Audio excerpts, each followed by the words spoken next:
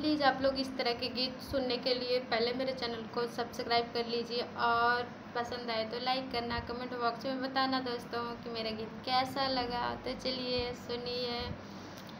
सोने मोरी बगिया कोयल बिना, सोने मोरी बगिया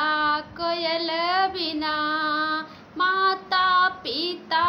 बिना नहीं हर सोना, माता पिता बिना नहीं हर सोना, सोने मोरी रहिया बिरन बिना, सोने मोरी रहिया बिरन बिना,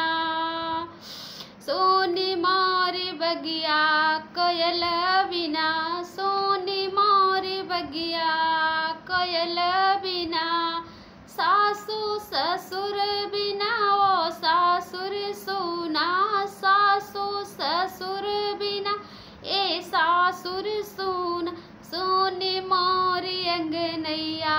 देवर बिना, सोने मोरी अंगनैया देवर बिना,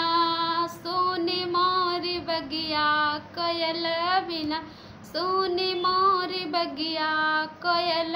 बिना।